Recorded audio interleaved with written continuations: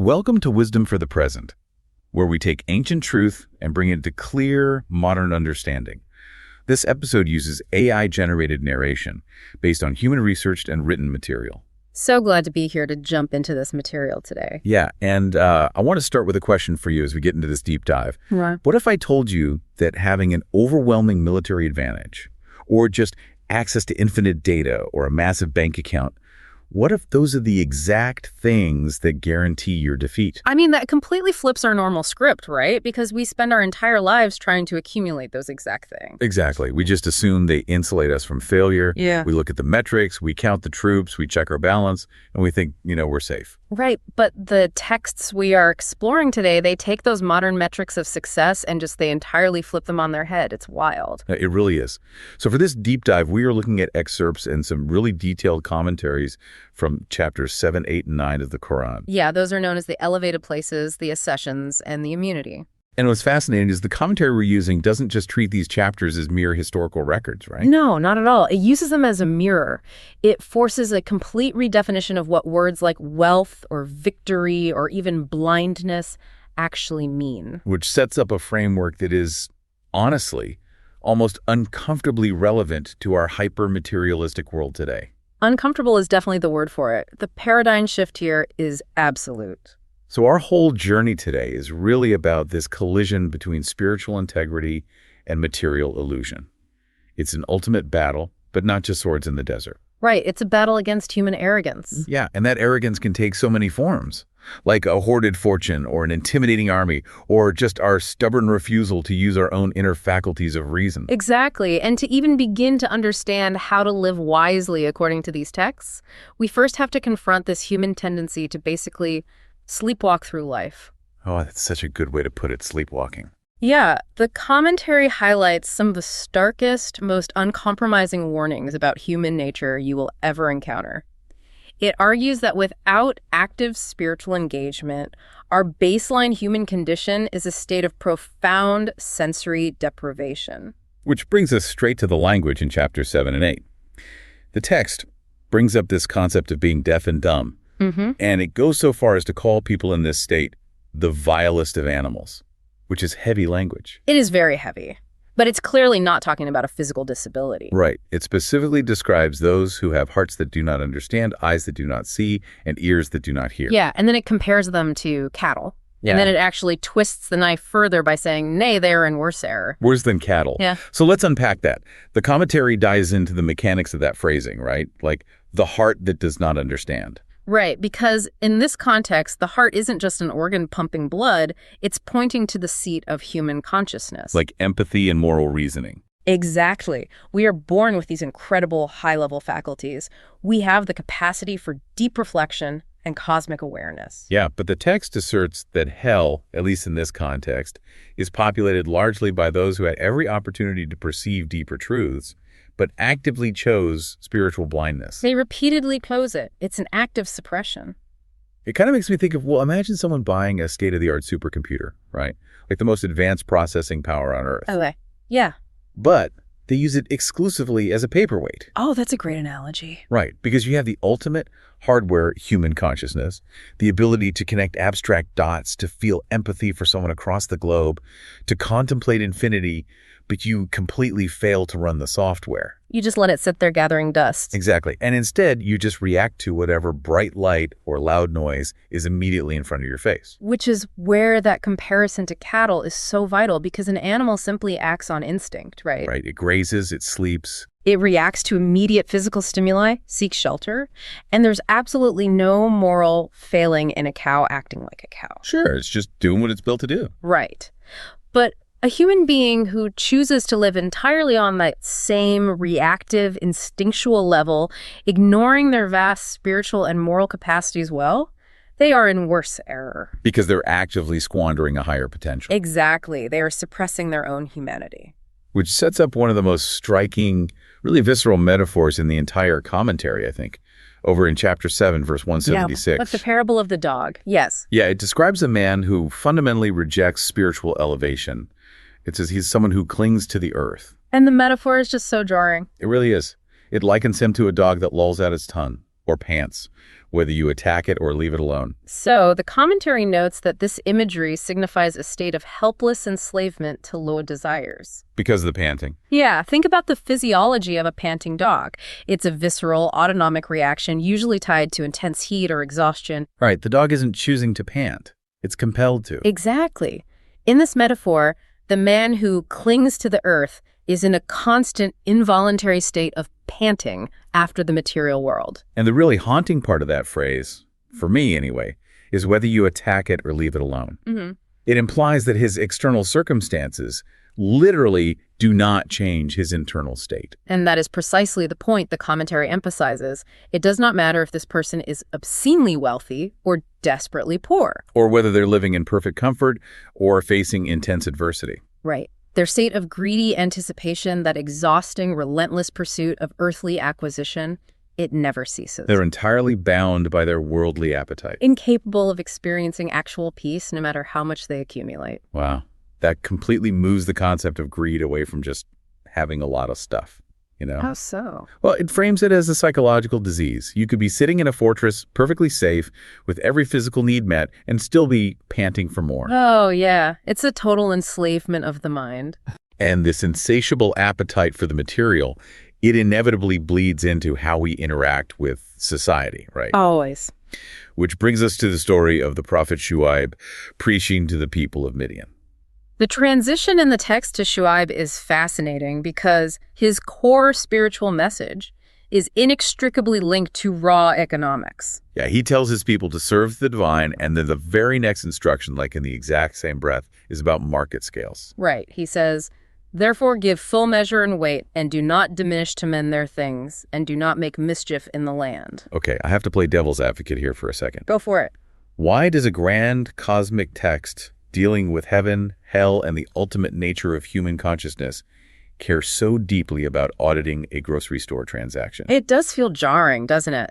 To jump from the spiritual blindness of humanity to literal market scale. Yeah, it's like zooming all the way in from the cosmos to a checkout aisle. Well, the commentary argues that there is absolutely zero separation between cosmic justice and how you treat a customer at the market. None at all. None. You cannot claim to possess spiritual elevation while simultaneously cutting corners in your daily dealings. The author of the commentary points out that defrauding someone of their rights, even in the absolute smallest measure, it introduces a rot into the social fabric. It creates the mischief in the land that the text talks about. Exactly. So true wisdom, true spirituality is only validated when it is applied in the mundane. If your grand sweeping theology doesn't stop you from cheating your neighbor out of a few ounces of grain, the text essentially argues your theology is useless. Yes. The macro reality of a society's moral health is entirely defined by the microactions of its citizens. That makes perfect sense. But you know, it is easy enough to preach about perfect scales and unflinching integrity when life is comfortable. Oh, sure. Very easy. It's easy to be ethical when the market is stable and your pantry is full. But the real crucible for this worldview is how it handles morality when survival is literally on the line. And that pulls us right out of the market and directly onto the battlefield. Which means we need to dive into the intense historical reality of the original audience. We do. Specifically looking at the Battle of Badr, which is detailed in Chapter 8. And the commentary dedicates significant effort here to correcting a deeply ingrained historical misconception. A massive one. Many historians and critics have framed Badr as a simple caravan raid. Like suggesting the early Muslims just marched out from Medina purely to plunder a wealthy Meccan caravan? Exactly. The classic ambush for loot narrative.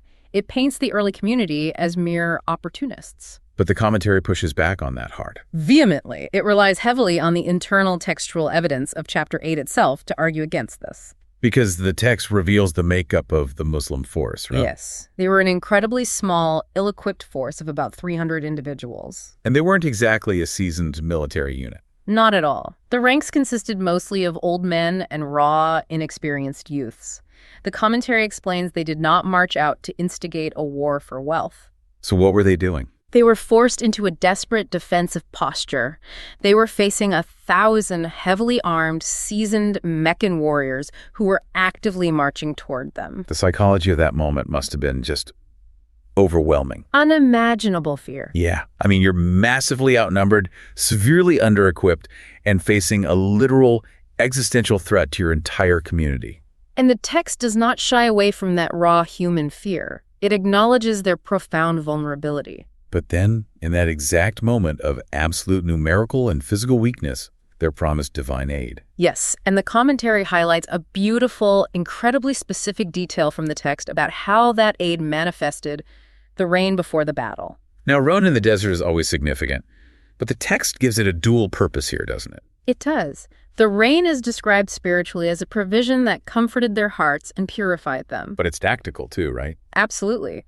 The commentary points out its physical reality. It says the rain packed down the loose desert sand, strengthening their foothold. Oh, wow. So the very environment stabilized beneath their feet when they had absolutely nothing else to rely on. Exactly.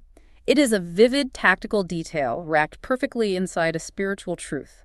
They were stripped of all material advantages, forced to rely entirely on their faith, and they succeeded against impossible odds. Which is an incredible story. But to really grasp the weight of the lesson of Badr, you have to look at its mirror image. Right, which occurs later at the Battle of Hunain, covered in chapter 9, verse 25. Hunain provides the perfect paradox. The situation was the exact reverse of Badr. In terms of numbers? Yes. At Hunain, the Muslims had overwhelming numbers, over 12,000 men. Wow, so from 300 to 12,000. Huge difference. They were heavily armed, well-supplied, and visually intimidating. And the text explicitly notes their psychological state this time too, doesn't it? It does. It says they became overconfident, they looked at their massive numbers, and essentially thought, we cannot possibly lose today. The math is entirely in our favor. And the math failed them. Spectacularly. They initially suffered a massive, chaotic setback. What? Despite their smaller numbers, the enemy ambushed them in a valley. The vast, overconfident Muslim army broke ranks and retreated in sheer panic. So 12,000 armed men just broke and ran. Total panic. The commentary emphasizes that it was only after this arrogant reliance on numbers was shattered that they eventually regrouped and rallied. The narrative symmetry there is just brilliant for the listener. It really is. When they had absolutely nothing but their integrity and faith at Badr, they succeeded. When they had every conceivable material advantage at Hunain, the troops, the weapons, the sheer confidence of the ledger, they failed. They were routed. The text is actively subverting human arithmetic here. Because we are so conditioned to add up our resources, calculate our leverage, and predict our success based on those numbers. Right. But the commentary suggests that arrogance and an over-reliance on material metrics actually invite defeat. Humility and spiritual reliance, conversely, attract unseen support. Now, I want you, the listener, to think about your own life for a second. Because you and I are likely not fighting literal sword battles in the Arabian desert anytime soon. Hopefully not. Right. But the underlying mechanics of these stories, the dangers of hoarding, the trap of the numbers game, the spiritual blindness, they map flawlessly onto our 21st century realities. They translate perfectly. Let's look at the economic warnings first. Chapter 9, verses 34 and 35 delivers a fierce condemnation of those who hoard wealth. The language used is visceral and uncompromising. It targets those who hoard gold and silver and refuse to spend it for the welfare of humanity.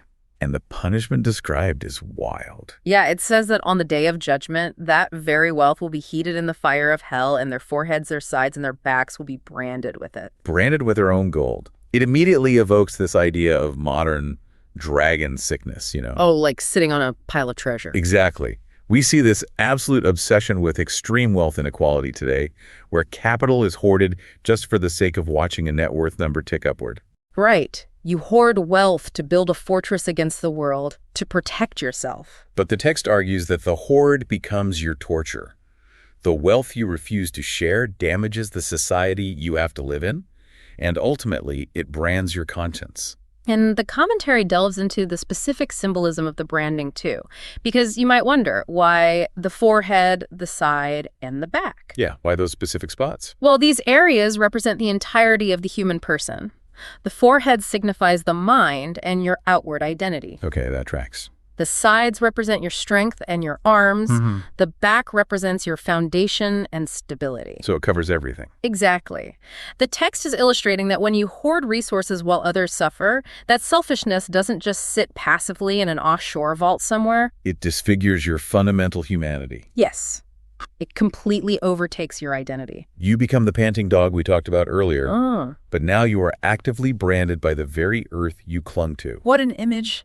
And that over-reliance on the material brings us back to the paradox of Badr and Hunain. Because how often do we feel completely insulated from failure just because our numbers are high? We do it all the time. We look at the balance in our bank account, the analytics on our social media, our company's quarterly growth, and we just assume we are succeeding. We become the army at Hunain, 12,000 strong, completely overconfident, and totally vulnerable to an ambush because we stopped paying attention to our ethical foundation. Yeah, and the inverse is equally true, and maybe even more common today. You mean feeling like we don't have enough? Right. How often do we abandon a righteous cause, a creative pursuit, or a necessary moral stand simply because the metrics say we're outmatched? Oh, that's such a good point. We look at the corporate giants, the deeply entrenched political systems, the Meccan army of our time, basically. And we say, they have 1,000 warriors and I only have 300. I might as well surrender. We let the ledger dictate our morality. We surrender before the battle even starts because we lack the spiritual vision to see beyond the immediate physical arithmetic. Which is the exact definition of having eyes that do not see. Which ties it all together. We live in an era of unprecedented, historically unimaginable information access. You carry more data in your pocket than any ancient scholar could have consulted in a lifetime. Easily. Yet the commentary's warning feels more urgent than ever. We are becoming the deaf and dumb entities the text warns about. Because of how we interact with that data. Because we doom scroll. We consume endless torrential streams of tragedy, outrage, statistics, and entertainment without ever stopping to process, reflect, or act on what we're taking in. We are acting exactly like the cattle from the text. Passively grazing on an endless feed of data. We have the physical eyes and the ears, but the heart, the faculty of deep, empathetic understanding, is completely disengaged. We have fundamentally mistaken consumption for comprehension. That is the core issue right there. The text is not anti-information. It's urging an active, engaged intellect that filters the world through a deeply moral lens, rather than just settling for a passive reception of digital noise. So if this text equates unreflective consumption to being a panting dog or cattle, we have to look at our own lives. We have to audit how we're operating. It's time for some practical application. Let's start by looking back at Shuaib's wisdom about the market scales. The challenge here isn't just about making sure you don't steal loose change from a register. Right. It is an audit of the microtransactions of your integrity. So listener, ask yourself, where are you cutting corners in your daily dealings? Are you giving full measure in your relationships, your job, your promises? The commentary insists that societal rot begins with small, selfish justifications, like saying, it's just a few minutes of company time, or it's just a slight exaggeration on the resume. Or even defrauding your family of your attention because you were distracted by your phone. That is a failure to give full measure. Oh, that one hurts, but it's true. And regarding that distraction, if we want to cure the eyes that do not see, we have to fundamentally audit our digital consumption too. A digital detox. Well, more than just a trendy digital detox. It's a profound reflection on whether we are using our consciousness to actually process reality. We need to implement an input fast. I like that. An input fast. Stop reading just to react. Stop scrolling to numb out. Reclaim the internal quiet so your heart actually has the silence required to understand the world. There is also a critical internal audit required by the tension between Badr and Hunain. Let's hear it. You must ask yourself, what is the actual source of your confidence? Are you relying on the Meccan army inside your head? Your wealth, your status, your perceived invincibility, your glowing performance reviews? Or are you relying on your core integrity? Because if every single external metric of success was stripped away from you tomorrow, what would remain? It really strips away the illusion of material security, doesn't it? It leaves you with nothing to hide behind. Now, we cannot do a true deep dive without wrestling with the incredibly jarring parts of this text. Yeah, there are quite a few. Yeah, because the language used in these chapters can be severe, highly punitive, and frankly, deeply uncomfortable for a modern reader. Especially one geared towards empathy and restorative justice. The intensity of the judgments is undeniable. You have passages describing the utter annihilation of towns by earthquakes. Yeah, the Arabic terms used in the commentary are rashfa, which indicates a violent, catastrophic shaking, and sayha, an overwhelming, terrifying cry or rumbling. And you read about those who rejected the prophets being drowned. And then in chapter 7, verse 166, there's the story of the Sabbath breakers who are turned into apes. That one always catches people off guard. It does. It is so easy for a modern listener to read these accounts of catastrophic destruction and just recoil. The instinct is to tune out and think, this is just ancient myth-make designed to terrify a primitive audience into compliance. Like an angry deity just losing its temper. Exactly. But how does the commentary frame this? It provides a vital, paradigm-shifting framing for these passages. It argues that these stories function as ultimate systemic wake-up calls. So not just emotional outbursts from above. No, they are not portraying an emotionally volatile deity. They are illustrating the natural, inevitable, and terrifying consequences of profound moral decay.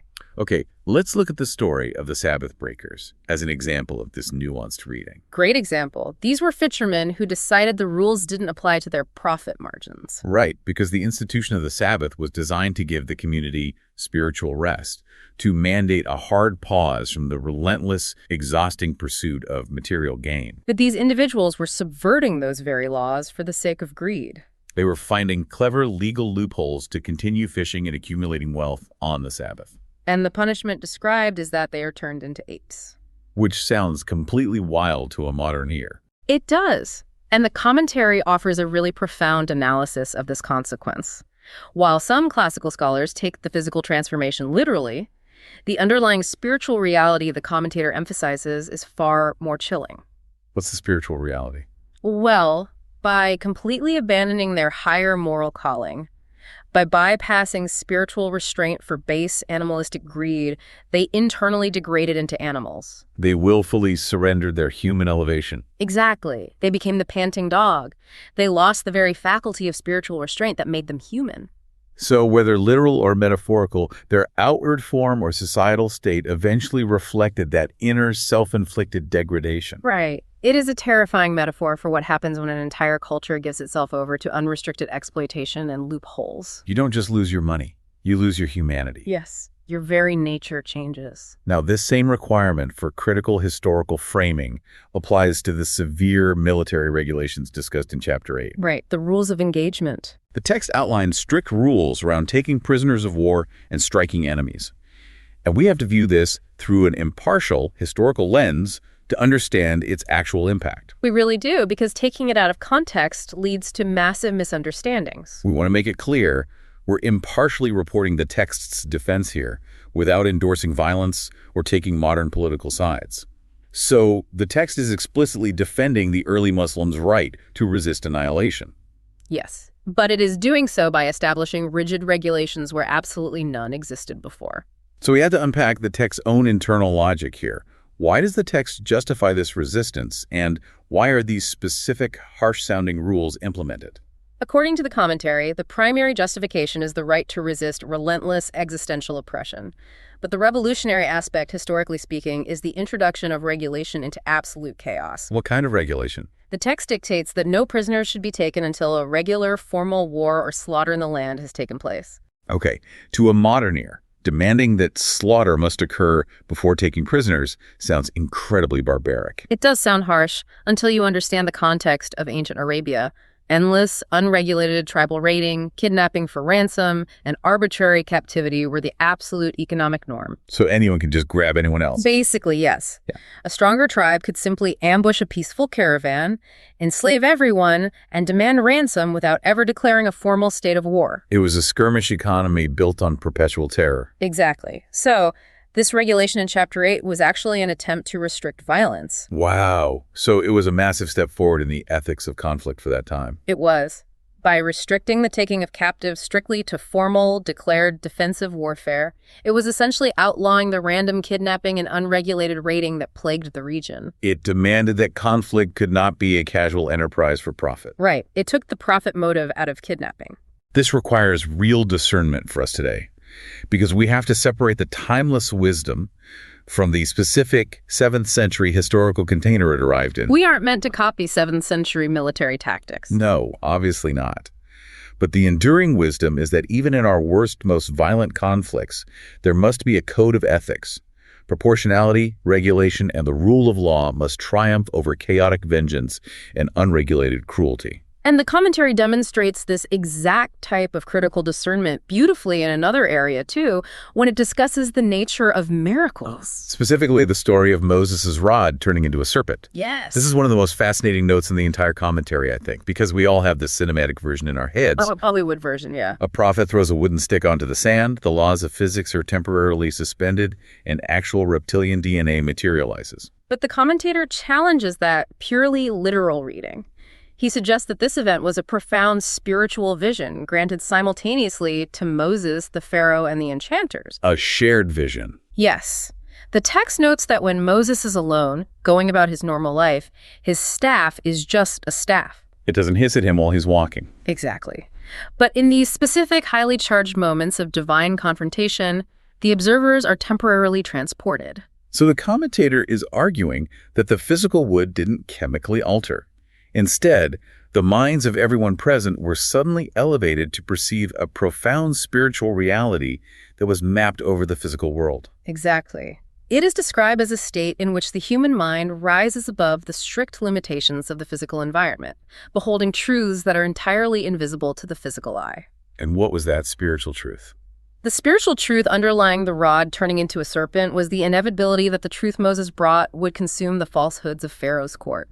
So the truth eats the lies, just like the serpent eats the ropes. Yes.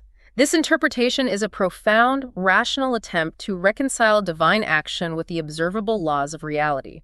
It suggests that the ultimate miracle isn't a magic trick, it is the radical transformation of human perception.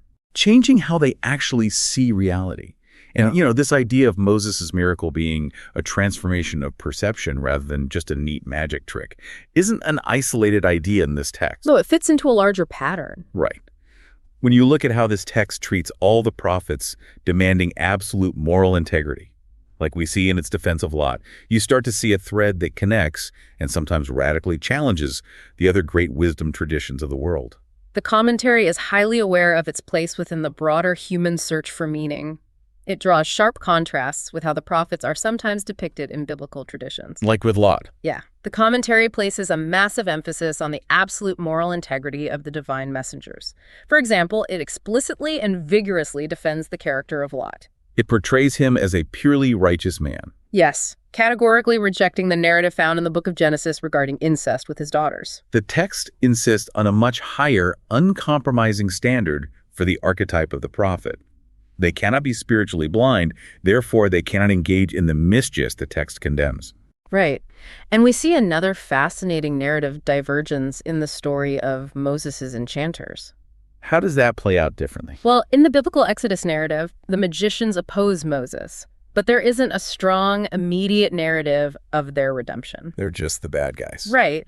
But in the commentary's analysis of this text, upon seeing Moses' sign, upon experiencing that spiritual vision we just talked about, the enchanters immediately fall down, repent, and declare their unwavering belief in the Lord of Moses and Aaron. It is a breathtaking narrative of instant spiritual awakening. It really is. It shows that even those who are deeply embedded in the corrupt system, the closest allies of the tyrant, can be fundamentally and instantly changed when confronted with undeniable truth. No one is beyond the reach of clarity. And speaking of connections to other traditions, we have to discuss the mention in chapter 7, verse 157 of the Umi prophet. Ah, yes. The Umi prophet is a concept with profound, overlapping layers of meaning. So what's the baseline understanding? The most common understanding, which the commentary fully supports, is that it translates to one who does not read or write an unlettered prophet.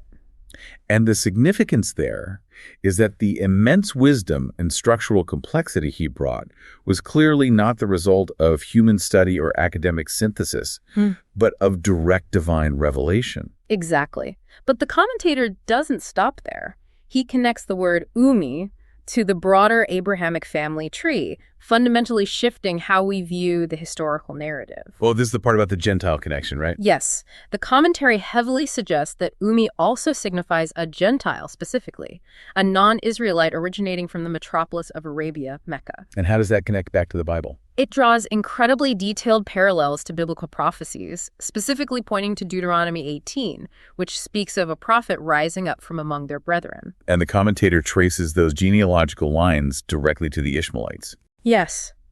By identifying the Ishmaelites as the brethren of the Israelites, the commentary positions this Ummi prophet not as a localized tribal leader, but as the direct fulfillment of a shared, ancient promise. It is a remarkable claim of universal connection.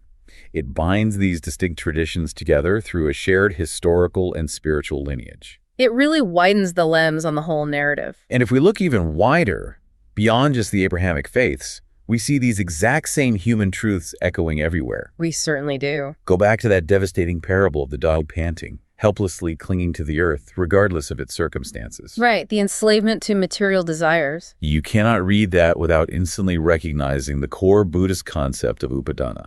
Oh, the relentless clinging or attachment. Yes, the attachment to material desires that Buddhism identifies as the root cause of all human suffering. The fundamental human condition is universal. The desperate struggle against being entirely consumed by our own insatiable appetites is recognized, analyzed, and warned against across nearly all major wisdom traditions. And think about that searing, terrifying image from Chapter 9, the hoarded gold and silver being heated in hellfire and used to brand the foreheads and backs of the wealthy. The branding imagery, yes. That imagery is almost identical in spirit to the Christian epistle of James in the New Testament. Oh, where James writes to the rich. Yeah, he writes a blistering, uncompromising warning to the rich, telling them that the corrosion of their hoarded wealth will eat your flesh like fire. Different texts written in different centuries, emerging from completely different cultures, yet delivering the exact same piercing, inescapable truth. That the wealth you hoard to protect yourself at the expense of the vulnerable will ultimately consume your own humanity. Truth, when it accurately diagnoses the human condition, always resonates across the boundaries of time and culture. The challenge before us is never whether the truth is available. No, it's abundance. The challenge is whether we have the courage to stop panting long enough to see it. Yeah. It is whether we are willing to audit our own scales. Are we willing to stop being the cattle? Exactly. Which brings us to the end of our journey today. I want you, the listener, to leave with one final provocative thought to mull over as you go back to your day. Something to reflect on. Think about your current wealth, and I mean that in the broadest possible sense. Your actual bank account, your accumulated knowledge, your status, your power, your digital influence. Everything you hold on to. If all of that wealth, everything you possess and hoard, were to physically manifest on your skin today, right now, for everyone you meet to see, would it be a beautiful badge of your generosity and service to others? Or would it be the burning brand of a hoarder? That's the heart of this section. This is Wisdom for the Present, where understanding leads to clarity, and clarity shapes how we see and live. We'll see you in the next episode.